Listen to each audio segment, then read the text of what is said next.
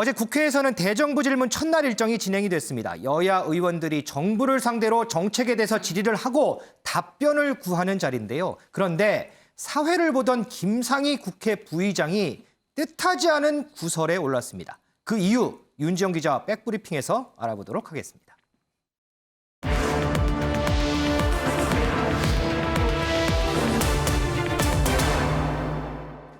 윤 기자, 이 김상희 부의장이 답변을 하고 질문하고 이런 사람이 아닌데 왜 무엇 때문에 구설에 오른 거예요? 네, 말씀하신 것처럼 어제 대정부 질문에서 진행을 담당을 했는데요. 이 국민의힘 허은하 의원이 선거 중립성 관련 질의를 마치고 들어간 뒤에 나온 바로 이 발언 때문에 구설에 올랐습니다. 더 지능적이고 전략적인 개입은 시민의 방송이라는 TBS에서도 일어났습니다. 이 포스터 보면 무엇이 생각나십니까? 의원님, 이렇게 생각하시면은 우리 지하철역에 전부 1번 있는 것 갖다 사진 찍어가지고 무슨 생각나냐고 여쭈는 거하고 똑같지 않습니까? 지금 저한테 이게 의견을 자꾸만 물어보는 것이 저는 적절하지가 않다고 생각합니다. 지금은 가르치시는 시간이 아니라 답변을 하는 시간입니다. 무엇이 생각나십니까? 선관위 판단에 맡기도록 하겠습니다. 제가 답변할 수 있는 사항이 아닙니다.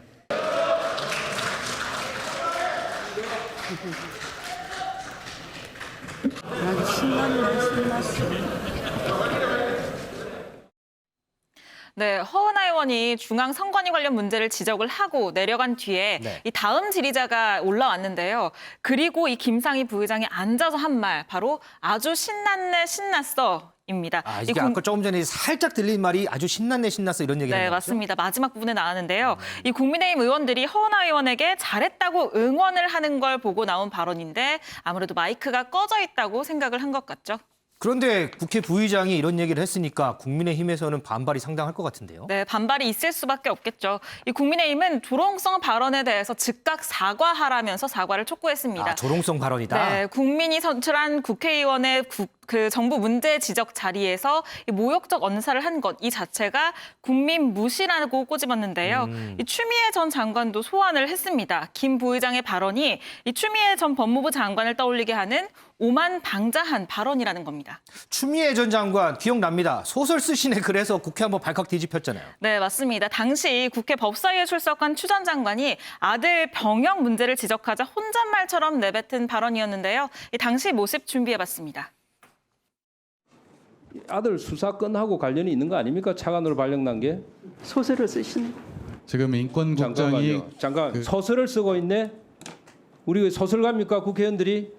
질문 같은 질문을 하세요. 국정에 대해서 질문을 하시면서 동부지검장을 차관으로 인사 발령한 것이 네, 회의가 제대로 진행이 될 수는 없었겠죠. 네. 결국에는 고성이 오가다가 파행이 됐고요. 야당은 사과를 요구를 했습니다.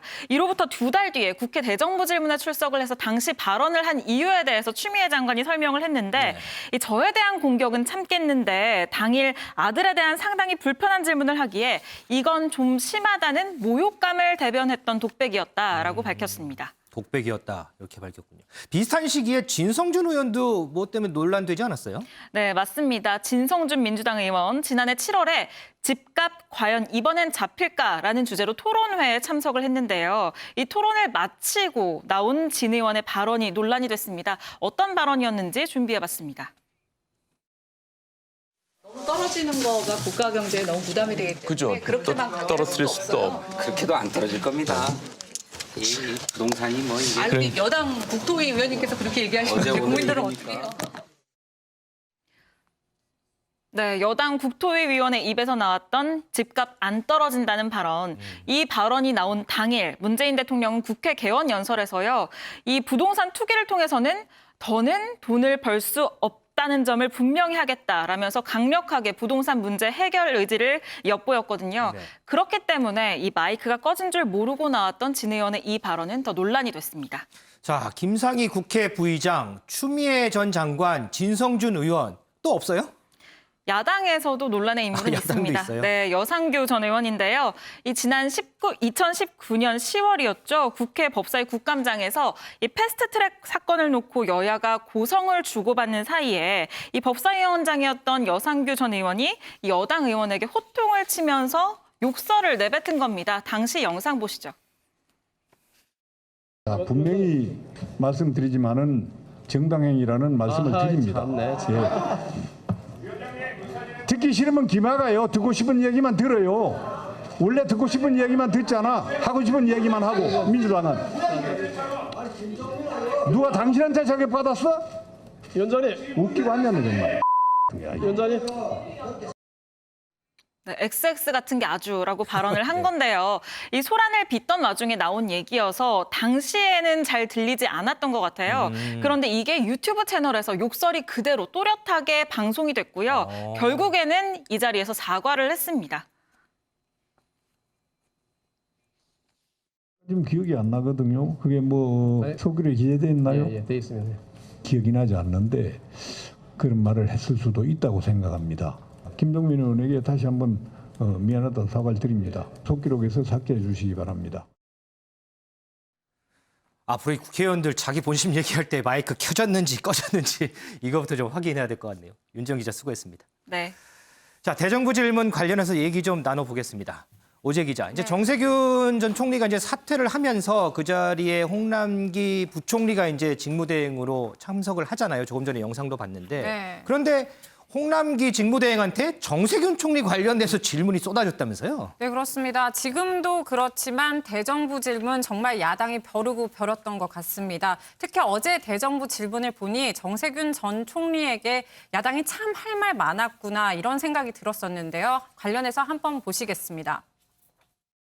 여의도의 명당 자리로 불리는 저 Y빌딩을 대선 캠프 사무실로 차린 것입니다. 어떻게 생각하십니까, 부총리님? 예, 제가 답변은 아닌 것 같습니다. 정세균 총리는 선거 패배 책임지고 사임했습니까? 아니면 대선 출마하려고 나갔습니까? 뭐 제가 거기까지 예단해서 말씀드리기는 어렵습니다. 부총리도 발표하면 당일 퇴임식하고 나갈 겁니까? 저는 뭐 의원님 후임자가 발표되면 당연히 저 청문회 거쳐서 온 다음에 나가야 되지 않겠습니까? 국민의힘 단체장 5분이 공시가격 동결하고 그 권한을 달라 이렇게 했는데 어떻게 생각하십니까? 의원님 정말 공시가격 동결하는 게 사회적 정의에 맞습니까? 전 다시 한번 정중하게 여쭤보고 싶습니다. 공시가격을 지금 저 다 동결해야 됩니까? 제가 지리자입니다. 아니, 그러니까 제가 정중하게 여쭤보는데요. 네, 진정하시고 답변하시고. 우리 기재부는 너무나 소극적으로 일관했죠. 저는 동의하지 않습니다. 정부가 작년도에 추경을 4번씩이나 하면서 지원하려고 최대한 노력을 했고요. 지금 의원님처럼 너무 그렇게 정부가 아무것도 안 한 것처럼 그리고 아닙니다. 지원에 너무 소극적이었던 걸로 한다면은 네, 앞서 들으신 백신 수급 문제뿐만 아니라 부동산 문제에서도 정 전 총리가 그동안 워낙 자신 있는 태도로 보여왔기 때문에 정 전 총리가 나오지 않았으니까 대신에 홍남기 부총리 답변석에 섰다는 이유만으로도 비판과 송구 질문이 쏟아졌던 겁니다. 홍 부총리 계속 진땀을 흘렸는데요. 물론 4.7 보선 패배 책임 때문인지 또 대선 출마 때문인지는 모르겠지만 저는 이런 생각도 했습니다. 이 모습을 본 정 전 총리 정말 어떤 생각을 했을까? 네. 왜냐하면 그동안 부동산이나 재난지원금 문제에 있어서 두 사람 정말 갈등 많았었거든요. 그렇죠. 그래서 이 정도의 논란이 있었으면 아마 어제의 답변 태도나 이런 분위기를 봤을 때 정 전 총리가 홍남기 대행에게 고맙다 이런 인사 정도는 건네지 않았을까 한번 예상해봤습니다.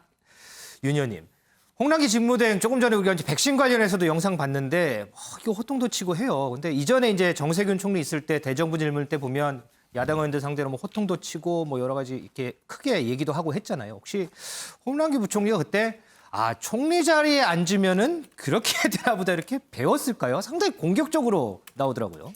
예, 일부는 공격적이고 일부는 또 과잉 대응인 것 같기도 하고 일부는 자기 확신에 차이는 것 같기도 하고요. 예를 들어서 뭐 소상공인이나 자영업자 지원 문제 이거는 부총리 본연의 역할이니까 네.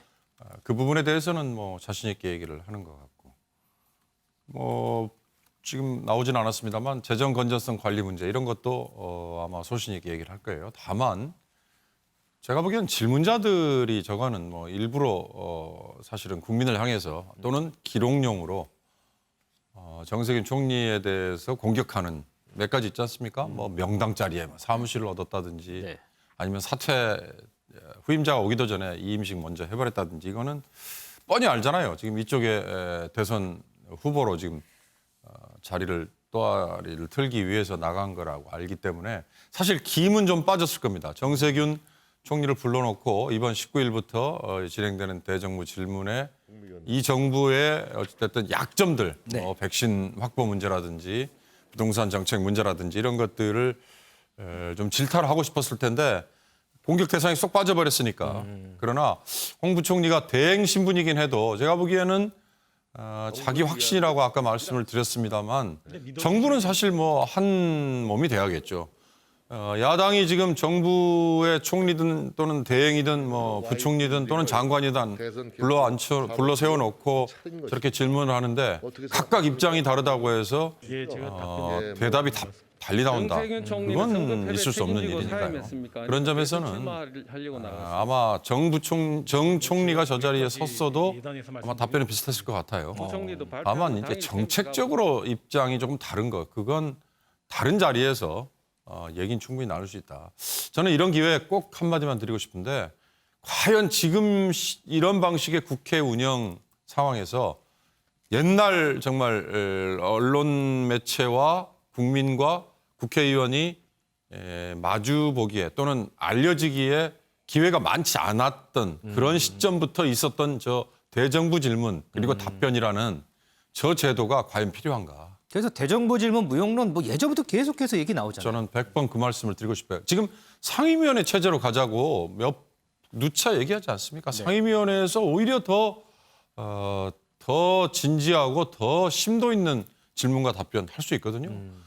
아니 국회의원이 질문하고 정부의 관계자 장관이든 총리나 총리 대행이 답변을 하는데 뒤에서 야유 보내고 말하지 못하도록 끊고 그건 국회의원들이 스스로의 격을 떨어뜨리는 행위지 않습니까? 물론 상임위원회에서도 뭐 말 끊고 야유 있습니다만 그보다는 상임위원회가 훨씬 더 체계적이고 심도 있는 문답을 할 수 있다. 그런 점에서 저는 국회 대정부 질문, 저런 식의 대정부 질문은 이제 더 이상 필요 없는 시대가 됐다. 그리고 중계를 과거에는 뭐 특정한 매체만 했지만 지금은 국회 방송이 모든 거 다 하고 유튜브 전부 다 중계되고 하기 때문에 카메라가 비춰진다고 해서 뭔가 좀 과잉 대응을 하고 과잉 질문을 하고 소리 지르고 뭐 그럴 필요 이제 없지 않는가 싶어서요. 저는 대정부 질문 적당한 선에서 이제는 폐지할 때가 됐다. 그 말씀 좀 드리고 싶습니다. 알겠습니다. 자, 어제 국회에는요, 이 열린민주당 김진애 전 의원의 비례대표 자리를 승계한 청와대 대변인 출신이죠. 김의겸 의원이 처음 참석했습니다. 이동석 기자, 국회의원으로서 처음 참석한 김의겸 의원 모습이 어땠어요? 네, 아주 의욕이 넘치는 모습이었습니다. 의욕이 넘쳤어요? 네, 김의겸 전 청와대 대변인 마침내 국회의원이 됐는데요. 지난 2년을 후회하면서 살았다는 김의겸 의원의 발언 먼저 듣고 오시겠습니다. 국민의 기대를 저버린 어리석은 행동이었습니다. 지난 2년 후회하며 살았습니다. 오명을 씻어보려고 몸부림을 쳐봤습니다. 집을 팔고 세금을 내고 남은 돈 3억 7천만 원을 한국장학재단에 기부도 해봤습니다. 그런데 뜻밖에도 오늘 이 자리에 서게 됐습니다. 언론개혁, 그게 저에게 주어진 과제입니다. 언론개혁, 무척 어려운 과제임을 잘 알고 있습니다. 하지만 국민 여러분이 다시 기회를 주신 만큼 열심히 해보겠습니다. 네, 김 의원은 김진애 의원의 결단이 있었기에 제가 이 자리에 있을 수 있다며 감사함을 표시하기도 했는데요. 일단 김 의원은 투기 의혹을 받는 주택 처분 비용 3억 7천만 원을 장학재단에 기부한 상태입니다. 현재는 관악구에서 전세살이를 하고 있는 것으로 전해지고 있는데요. 김 의원은 열린민주당 비례대표 자리를 승계했고요. 상임위원회는 문화체육관광위원회로 배정받은 상태입니다. 윤지영 기자, 김의겸 의원 뭐 논란도 있었고 이런저런 얘기도 많았었습니다. 다른 의원들 반응도 좀 어때요? 네, 국민의힘 배현진 의원, 이 김의겸 위원과 함께 이 문체위 활동을 하게 될 텐데 네. 어제 문체위 회의에서 한마디를 했습니다. 이 논란과 문제가 불거진 지 불과 1년밖에 되지 않았는데 자숙과 자중은 고사하고 순번이 돌아온 고위공직자의 자리에 다시 나서는 게 참 유감이다라고 지적을 한 건데요. 이 오늘 문체위 전체 회의에서도 마찬가지로 이 지적하는 발언을 했는데 이 김의겸 의원이 문체위 상임위로 왔다는 점에 대해서 국민의힘 위원들은 놀랐다라고 비판했습니다. 네, 배현진 의원을 비롯한 국민의힘 의원들의 유감에도 불구하고 김부겸 의원은 아랑곳하지 않는 모습입니다. 김의겸 의원은 그동안 본인이 생각한 언론개혁을 꺼내 들었는데요. 김 의원의 발언 이어서 들어보시겠습니다. 영광스러운 자리임에도 불구하고 설레임보다는 부담감이 훨씬 더 크게 다가왔습니다. 관악구에서 전셋집에 살고 있습니다. 제가 지금 살고 있는 집이 결혼한 이후로 지금 12번째 이사한 집입니다. 주거 불안, 이게 얼마나 큰 고통인지 제 자신도 잘 알고 있고요. 그리고 이런 집값 문제가 해결되지 않으면 문재인 정부의 성공 그리고 정권 재창출 모두 다 쉽지 않은 상황으로 들어가게 되고 제가 국회에 들어오면서 저에게 주어진 과제가 언론개혁이다라고 하는 게 분명한 만큼 언론개혁과 관련된 문체위, 과방위, 관련 상임위 배정을 해달라고 제가 박병석 의장님에게 요청을 드렸습니다. 네, 김의겸 의원은요. 언론개혁은 저에게 주어진 과제이다. 그러면서 존중받는 언론 생태계를 만들고 싶다고 강조를 했는데요. 언론개혁의 궁극적 목표는 언론사의 소유구조를 바꾸는 것이라고 강조하기도 했습니다. 김의겸 의원이 언론개혁을 주장한 이유, 바로 김 의원이 27년 동안 기자 생활을 했기 때문으로 현재 분석이 되는데요. 언론개혁을 전면에 내세운 김의겸 의원이 국회의원 활동을 하면서 얼마나 큰 성과를 이뤄낼지 지켜봐야 될 것으로 보입니다. 소 의원님, 김의겸 의원이 물론 부동산으로 이제 문제가 됐었으니까요. 이 부분에 대해서 사과하는 거는 이해가 갑니다. 그런데 등원해서 첫날 바로 언론개혁을 꺼낸 이유, 글쎄 이거는 왜 갑자기 꺼냈는지 이해는 좀 안 가네요. 일단 김의겸 의원 본인으로서는 언론인으로서 오래 생활을 했고 그리고 의정에서 자신이 전문성을 발휘할 수 있는 분야가 언론 쪽이다라고 이제 생각을 한 거죠. 또 여권의 지금 지지자들의 요구 중에는 검찰개혁, 언론개혁 얘기가 계속해서 나오지 않습니까? 어떤 현실성과는 관계없이 어쨌든 그런 요구를 하는 힘이 있단 말이죠. 그래서 그 부분에서 언론개혁을 내가 앞장서 하겠다라고 이렇게 얘기를 한 건데 그 부분을 이제 김의겸 의원이 이야기를 할 수는 있는데 과연 현실적으로 남은 어떤 기간 동안에 그런 부분을 힘있게 추동할 수 있는 그런 이 추진력이 현재 여권에 있느냐. 그리고 이제 김의겸 의원은 또 민주당 소속도 아니고 열린민주당 소속이지 않습니까? 그렇기 때문에 본인이 갖고 있는 소신과는 별개로 현실적으로 과연 그런 부분들이 가능한가의 부분에 대해서는 좀 여러 가지 생각해 봐야 될 부분이 있는 것 같고요. 언론개혁을 바라보는 시각도 지금 김의겸 의원은 소유구조 문제에 굉장히 집중해서 바라보는 듯한 그런 인상입니다. 그래서 공영 언론의 경우는 정부가 지분을 완전히 민간에 다 줘야 된다라고 하고 또 민간 언론의 경우에는 소유와 경영의 완전한 분리를 해야 된다 이렇게 이제 얘기를 하고 있는데 지금 언론의 문제라는 것이 그런 소유구조의 문제도 물론 있겠지만은 그것 외에 이런 거 포털과의 문제라든지 또 진영 언론의 문제라든지 또 국민의 신뢰도가 굉장히 지금 떨어져 있지 않습니까? 그런 문제라든지 그리고 매출 구조에서의 어떤 왜곡된 현상, 굉장히 많은 문제들이 사실 언론과 관련해서 누적돼 있는 부분들이 있거든요. 그래서 그런 부분들에 대한 나름의 어떤 또 지원책 이런 것들을 통해서도 건전한 어떤 공론의 장으로서 언론의 변화를 이끌어낼 수도 있지 않을까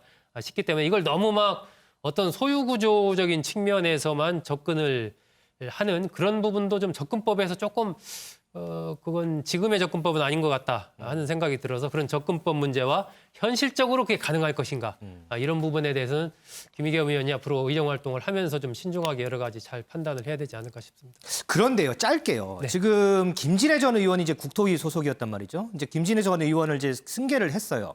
근데 국토위는 본인이 이제 부동산 논란이 있기 때문에 국토위를 가기는 조금 그렇잖아요. 그래서 다른 상임위를 가야 되는데 그러면 내가 무슨 상임위를 가야 되나? 내가 기자 출신이지 언론개혁을 꺼내볼까? 갑자기 생각한 부분은 아닐까요?